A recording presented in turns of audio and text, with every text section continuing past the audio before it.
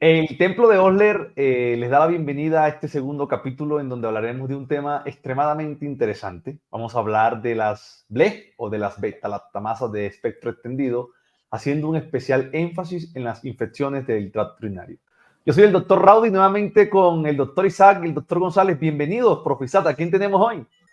Así es, Raudy. El día de hoy me da mucho placer presentar a mi gran amigo, el doctor Carlos Alberto Morales Pertús, quien es internista e infectólogo, egresado de internista de la Universidad Militar Nueva Granada y egresado de infectólogo de la Universidad del Rosario.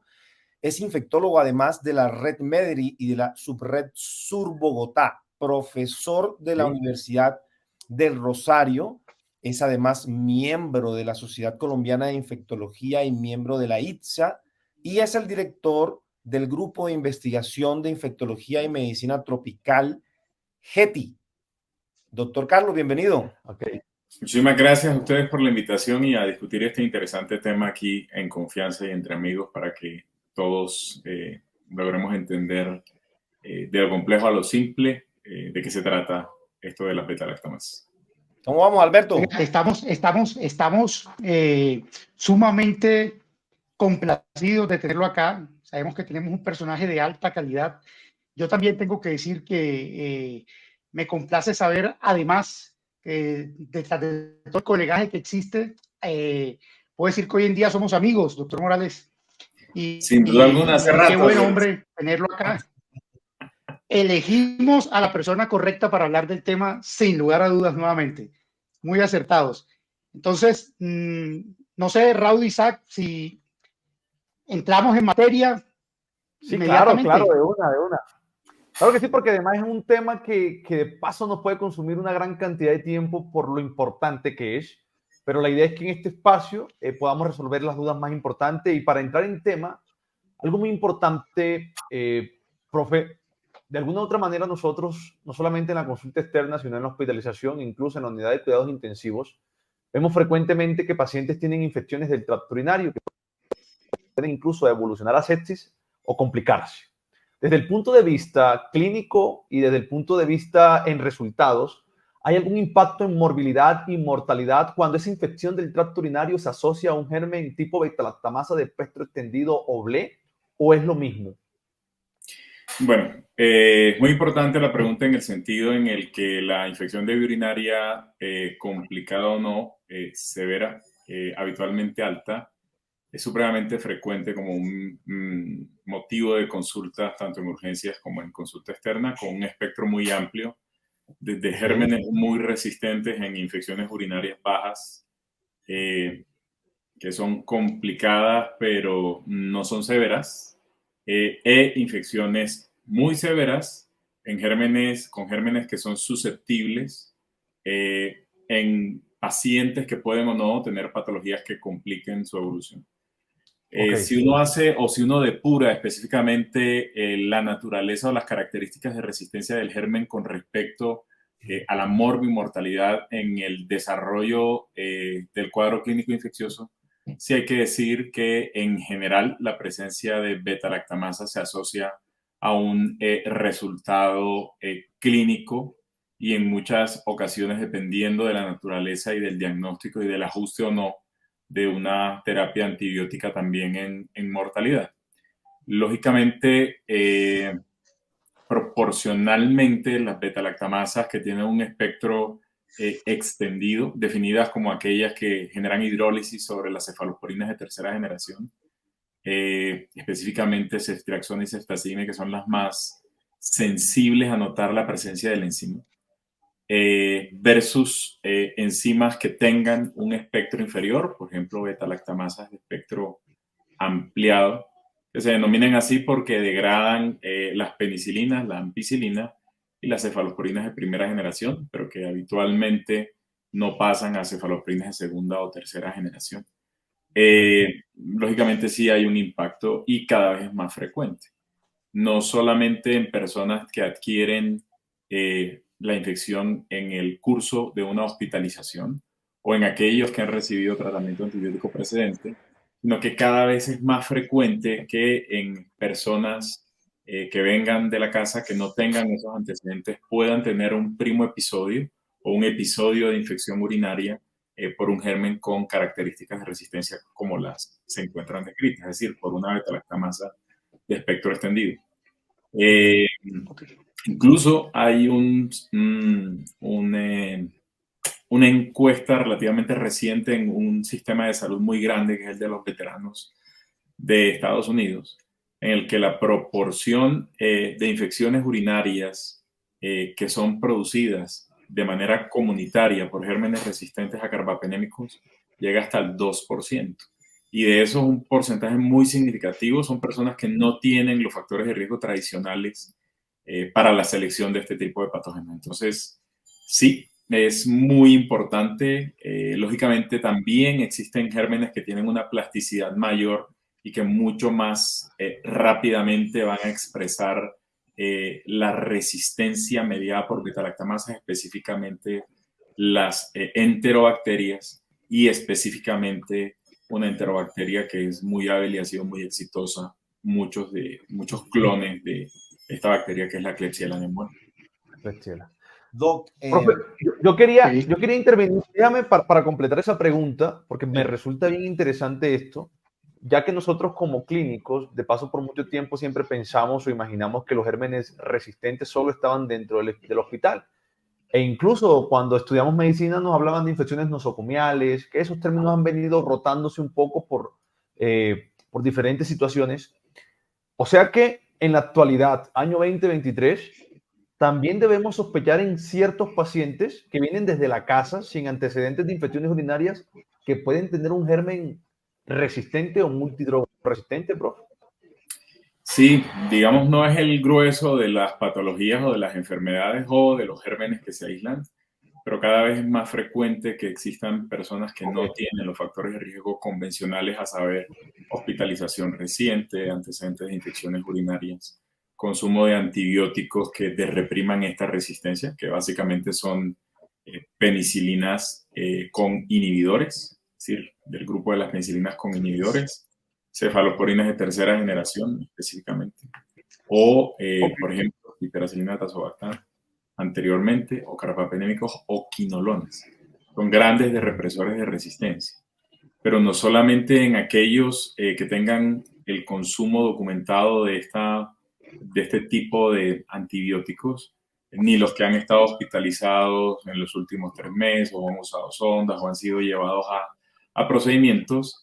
Hay un estudio muy interesante hecho en Europa en el que se documenta, por ejemplo, que si uno está en una unidad residencial, un barrio, en el que el porcentaje de consumo de quinolona general de esa población es más alta que otra población, las personas que convivan allí, incluso aquellos que no han recibido antibióticos, tienen una tasa mayor de aislamiento de gérmenes resistentes. Y eso lleva al hecho de que uno piensa y cree, antes de conocer a profundidad el tema, que los antibióticos son moléculas que se encuentran restringidas al uso hospitalario, y es absolutamente falso. Bueno,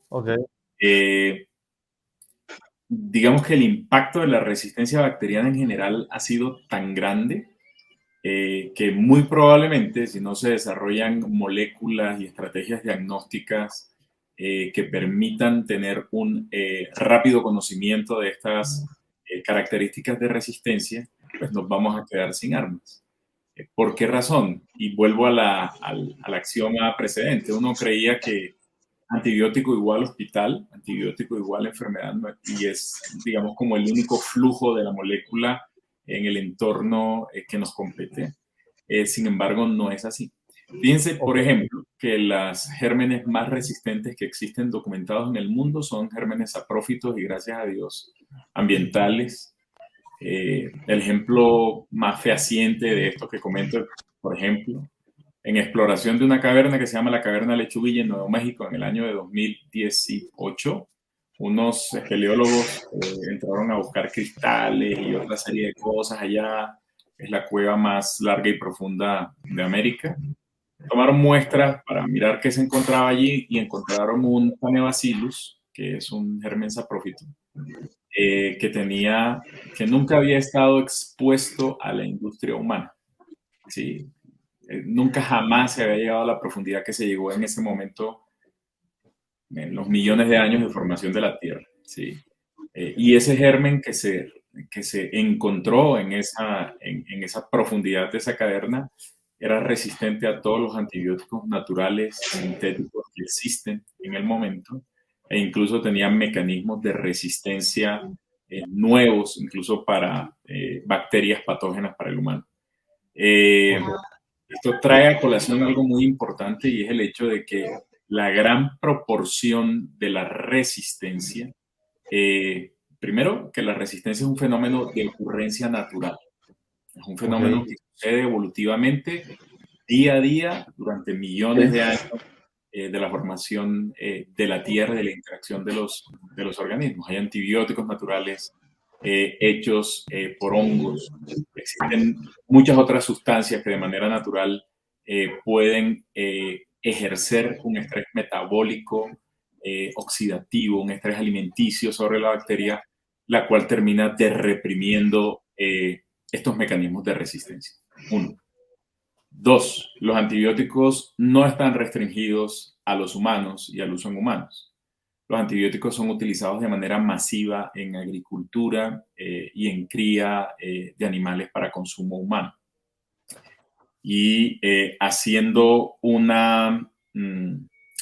barrido en todos y cada uno de los factores que son importantísimos en la aparición de resistencia bacteriana, lo más importante, reitero, es el uso no controlado o el uso indiscriminado de los antibióticos como fungicidas, plaguicidas, para cultivos y para criar animales para el consumo humano. Esto es importantísimo saber. Entonces, todo ese acervo de cosas son las que en últimas terminan impactando en la resistencia. Lógicamente, el consumo humano de antibióticos es algo que acelera y espolea esta selección de resistencia y aparición de resistencia en el contexto clínico. El uso inadecuado, el uso subdosificado, el uso de, digamos, moléculas que generen un espectro muy alto para lo que se está tratando, termina siendo un daño colateral significativo sobre la microbiota. Y algo que hemos aprendido a través del tiempo de estos gérmenes en particular es que muchos de ellos tienen una capacidad muy alta para pasar hacia el ambiente y hacia otros pacientes desde un paciente colonizado. En un ambiente hospitalario, las personas que generan o que, digamos, expresan un proceso infeccioso en relación a bacterias multiresistentes es aproximadamente solo el 15% del total de pacientes que están portando ese organismo. Casi el 85% de toda la carga de ese tipo de gérmenes resistentes se encuentra en los pacientes colonizados, que van a expresar o no un proceso infeccioso a partir de esa colonización, dependiendo de muchísimos factores: inmunidad, nutrición, trauma, exposición, trauma, quirúrgico, o exposición a otro tipo de eventos que condicionen o que hagan factible la expresión del proceso infeccioso a partir de la colonización. Okay. Doc, yo quiero hacer una pregunta. Y hasta hace poco yo trabajé en urgencias y hay un escenario clínico que quiero aquí discutir. Por ejemplo, y lo podemos discutir a diferentes niveles, es decir, con cierta frecuencia llegaba un paciente remitido desde la consulta externa con un urocultivo identificando un microorganismo como un microorganismo BLE, ¿sí? Entonces, quiero como hacer una especie de análisis al respecto. ¿Cuál sería la directriz, por ejemplo, en el ámbito de la consulta externa para todo aquel médico que se encuentre con un paciente que puede estar incluso oligosintomático y que le entregue un reporte, un urocultivo, una bacteria BLE? Ese sería uno. Lo que yo he vivido es que terminan enviándolo a urgencias, ¿no? Entonces, como para hacer una crítica al respecto. Y lo otro es, ya en el ámbito de urgencias, si yo recibo el paciente y está asintomático o oligosintomático, ¿cuál debería ser la conducta adecuada en ese escenario? Bueno, esta pregunta es muy importante porque si existe un escenario en el cual existe sobretratamiento basado en un cultivo y no, digamos, como un escenario global, es la infección de vía urinaria. O el urocultivo positivo en ausencia de síntomas locales o sistémicos que indican un proceso infeccioso activo. La directriz es que eso se denomina, como todos sabemos, una bacteriuria asintomática. Tengo un urocultivo que es positivo en un paciente que no expresa síntomas locales, de los cuales el realmente relevante es la disuria, la urgencia y la nicturia. Ninguna otra cosa, ni el cambio en la coloración, ni el cambio en el olor, tiene el suficiente peso, digamos, estadístico del síntoma, solo ese síntoma, para pensar en infección de vía urinaria, ¿sí? Y si llegase a tener esos síntomas en el ámbito de la consulta externa, sí, tengo disuria, doctor, tengo urgencia misional, ¿cuál podría ser una opción de manejo oral desde el consultorio, por ejemplo? Habría que basarlo con el resto del antibiograma que se exprese, pero existen opciones muy buenas, ¿sí? Y el mejor escenario de tratamiento oral es ese escenario, infección urinaria baja, porque es bajo inóculo. Bajo inóculo significa que la proporción de bacterias que están generando el cuadro clínico es bajo comparado a una infección más grave o severa, que sería, por ejemplo, bajo inóculo es típicamente la infección urinaria baja o incluso la infección urinaria febril alta sin complicaciones supurativas que le lleva a una urgencias. Ese tipo de cuadros clínicos en ese escenario del bajo inóculo permiten el uso de muchas moléculas, incluso en personas que llegan con síntomas de infección sistémica, urgencias, uno puede instaurar una terapia con antibióticos endovenosos y hacer un rápido descenso y de escalar a terapia oral para el término del tratamiento muy pronto, 48 horas después de que se resuelve el cuadro clínico. Por ejemplo, en el escenario de la consulta externa del paciente que tiene una BLE, habría que mirar el resto del antibiograma y verificar susceptibilidad. Una muy buena opción, si no existe alergia y la depuración de creatinina es adecuada, eso es el trimetoprim-sulfa, se puede utilizar sin ningún problema, en un tiempo corto, 3-5 días si es mujer, 5-7 días si es hombre. Una tableta cada 12 horas de 160-800 de trimetoprim-sulfa, perfecto, de 3 a 5 días si es mujer, 5-7 días si es hombre. Fosfomicina se puede utilizar. Okay. En el caso de la infección urinaria que no tiene un problema de resistencia como beta-lactamasa de espectro extendido BLE o carbapenemasa, uno puede utilizar una dosis única de fosfomicina en mujeres, por ejemplo, que son las que principalmente consultan.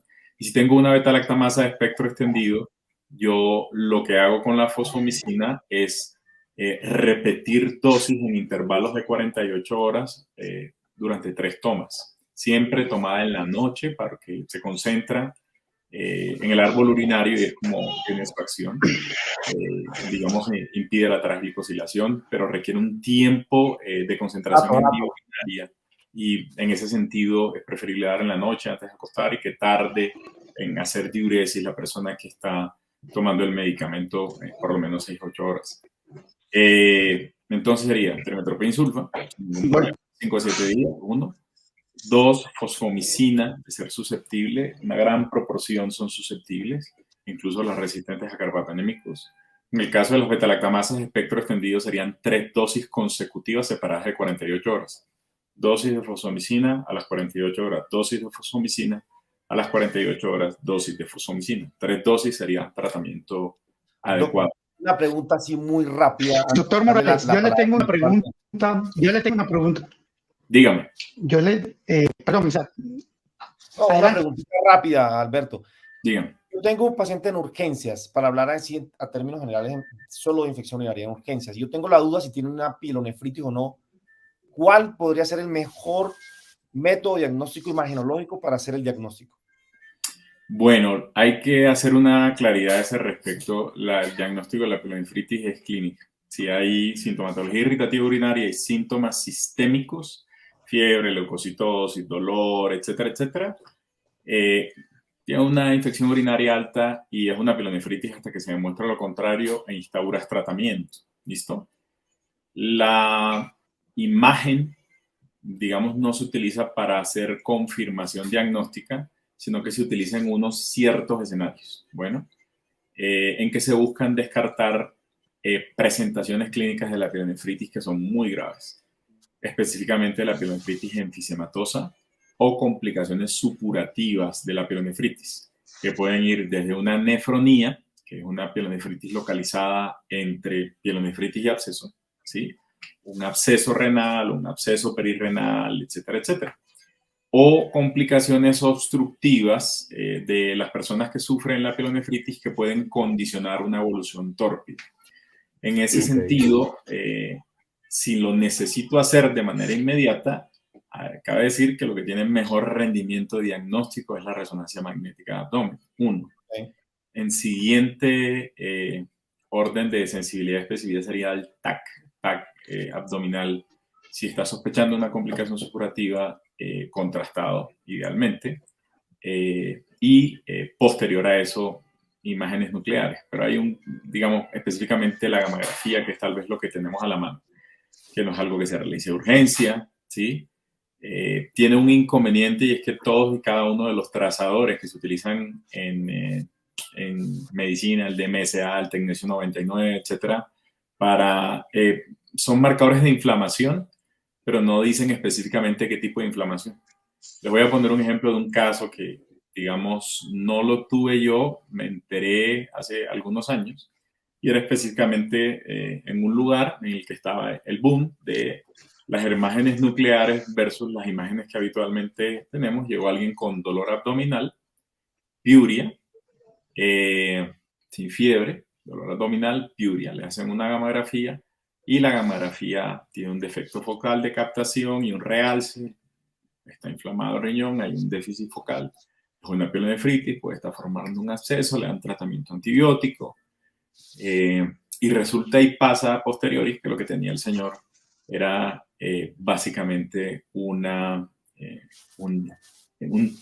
trombosis de una zona del riñón que manifiesta también inflamación y una zona hipocaptante con el resto hipercaptante, piuria, proteinuria, etcétera, etcétera. Mi pregunta, Doc, iba a doctor. Entonces, mucho la gamografía y en lo personal pienso que la resonancia magnética nuclear es un estudio imagenológico superior, más que urgencia, ya hablando del plano de pisos, ¿no? Iba a decir algo, ¿cierto? Otra cosa, la gamografía tampoco permite hacer la claridad de si existen complicaciones perirrenales o pararrenales. Un TAC sí. En cuanto a la pielonefritis enfisematosa, si es lo suficientemente extensa, se puede ver con imágenes sin contraste. Pero el cuadro clínico habitualmente es muy diciente, es alguien que no mejora, habitualmente es producido por gérmenes incluso que son sensibles, los mismos gérmenes que producen infección urinaria común silvestre, pero en condiciones de obstrucción o de diabetes no controlada, terminan desarrollando el cuadro de pielonefritis enfisematosa, que si no se interviene es potencialmente mortal. Okay. Yo voy a aprovechar que lo tengo acá para, digamos, ampliar la respuesta sobre una pregunta que que se suscita cada vez que leo sobre beta-lactamasas de espectro extendido. Digamos que cuando, en la medida que el tiempo pasa, van habiendo cada vez más variantes de las beta-lactamasas de espectro extendido, y me estoy refiriendo solamente a la clasificación de Ambler A, es decir, donde a las beta-lactamasas de espectro extendido que pertenecen a ese grupo de la clasificación. Y vemos que hay cada vez mutaciones que facilitan la presencia de nuevas variantes de las beta-lactamasas de espectro extendido. Pero durante el tiempo se ha mantenido un patrón genérico de las beta-lactamasas de espectro extendido que podríamos decir es la columna vertebral de su definición, y es ese espectro de hidrólisis a las cefalosporinas de primera, segunda y tercera generación. Pero en adelante, la lectura cada vez más muestra cómo es heterogéneo lo que pasa de ahí en adelante. Me refiero a la susceptibilidad que tiene la inhibición por inhibidores de beta-lactamasas, varía dentro de las mismas beta-lactamasas de espectro extendido. Estoy refiriendo específicamente al ácido clavulónico y al tazobactán, y la posibilidad que tienen de hidrolizar monobactámicos. Algunas sí, otras no. Que ese concepto probablemente hace unas décadas atrás era un poquito más ortodoxo, ¿qué hacemos frente a esa situación con respecto a la definición? ¿Cómo cae la definición o cómo queda la definición de beta-lactamasa de espectro extendido, entendiendo esa heterogeneidad que hay en el comportamiento?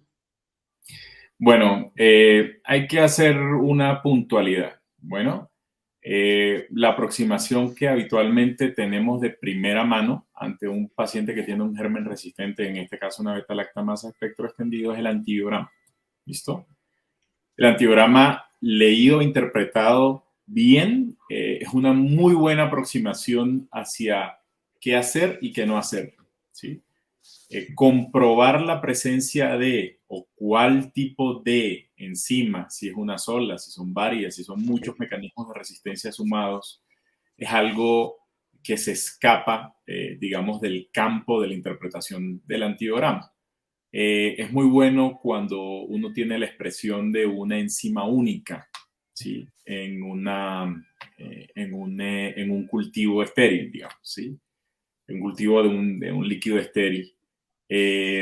Más allá de eso, todas las comprobaciones de resistencia por beta-lactamasas o no tienen que ser corroboradas de manera molecular, precisamente por lo que comenta el doctor Alberto en el sentido de que decir beta-lactamasa de espectro extendido es como decir médicos.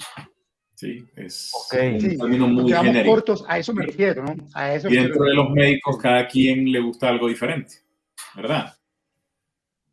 Yo adoro la infectología, los doctores aman la endocrinología, el doctor Alberto ama la medicina interna y todos somos médicos. Así como tendremos amigos, compañeros, condiscípulos o alumnos que también serán médicos y que tendrán un espectro diferente. ¿Listo? Cuando uno habla de beta-lactamasa, está hablando, por ponerlo en ese término, de un término genérico muy amplio. Beta-lactamasa de espectro extendido son médicos internistas. Entonces, los médicos internistas tendrán una afinidad especial por un tema en particular. Asimismo, las beta-lactamasas agrupadas como beta-lactamasas de espectro extendido tienen una afinidad específica por ciertas moléculas y se inhiben o no con otras moléculas. Es como para tener una idea, a pesar de que la comparación es muy burda, nos aterriza mucho, ¿sí?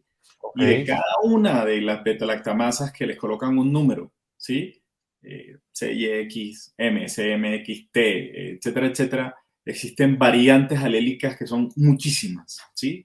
Y eso, digamos que es algo que en el término práctico compete a la enzimología y a personas que profundizan en ese sentido. ¿A qué va el mensaje? A que tenemos que ser prácticos en saber qué colocar y no colocar. Bueno, entonces, en ese sentido, tenemos que seguir abocados al hecho de que si tenemos una enzima que degrada cefalosporinas de tercera generación y respeta carbapenemes y puede o no hidrolizar la piperacilina tazobactam, será una BLE hasta que se demuestre lo contrario. De manera práctica existe una cosa que se llama test de BLE, que lo deben reportar en los antibiogramas. El test de BLE, ¿qué significa? Si como lo dice Alberto, las beta-lactamasas o la beta-lactamasa de espectro extendido modelo, ¿verdad? Así como cuando uno va a un edificio que está en construcción y le muestran el apartamento modelo, así va a quedar. ¿Sí? Así es esto, aquí está esto, lo otro, aquello, le gusta o no le gusta. La beta-lactamasa modelo es la que hidroliza las cefalosporinas de tercera generación. Y esa hidrólisis de cefalosporinas de tercera generación, hay cefalosporinas de tercera que son más afines a la hidrólisis y que lógicamente se presentan antes de que otras cefalosporinas de tercera generación aparezcan como resistentes en el antibiograma. Y es el caso de ceftriaxona y es el caso de ceftazidime. ¿Listo? Tengo las dos. Cualquiera de las dos que tenga resistencia, eso me dice es una BLE, muy probablemente. Las BLE se inhiben con el ácido clavulánico in vitro. Entonces, la gran mayoría. Y la BLE modelo lo hace.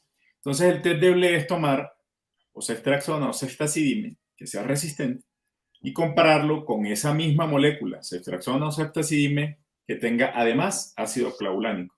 Si eso sucede, se restaura la sensibilidad a la cefalosporina. Eso se llama el test de BLE. Tiene una sensibilidad de especificidad que va del 92 al 94% y una especificidad del 96%, y se debe informar. Una Klebsiella, una E. coli, resistente a cefalosporinas de primera, segunda, resistente a ceftriaxona, resistente a cefepime, sensible a ceftazidime. Pronto si no hacen... Y por eso existen dentro del antibiograma unas normas de supresión, precisamente para evitar el error del no conocedor. ¿Sí me explico? Muchas veces si se reporta un antibiograma tal y como sale del automatizado, salen cosas que uno muchas veces dice, ¿cómo va a ser? Esto no es coherente, etcétera, etcétera. Y es precisamente por la diversidad de la manifestación de esas beta-lactamasas. Por ejemplo, ¿cómo así que esta vaina es resistente a ceftriaxona y aparece sensible a cefalosporinas de primera? ¿Cómo así que esto es resistente a ceftriaxona y aparece sensible a cefepime y aparece un ertapenem resistente y aparece una piptazo sensible? ¿Qué es esto? Llamen a la bacterióloga, por favor. ¿Sí? Son cosas que se pueden arrojar precisamente por esa diversidad hidrolítica. ¿Listo? Así es. Y por eso existen unas normas que uno, como infectólogo, debe sentarse con el grupo de microbiología y les debe decir, háganme el grandísimo favor y vamos a reportar esto así. Todas las resistencias naturales me las quitan, así eso diga que es sensible, porque sea un error de inóculo cuando se monta, porque sea un error óptico, ¿sí? Por ejemplo, todas las klebsielas son resistentes naturales a la ampicilina. No existe ninguna klebsiela que sea sensible a la ampicilina. Pues si yo tengo una klebsiela que el aparato dice que es sensible a ampicilina, eso está mal, ¿sí? Algo pasó.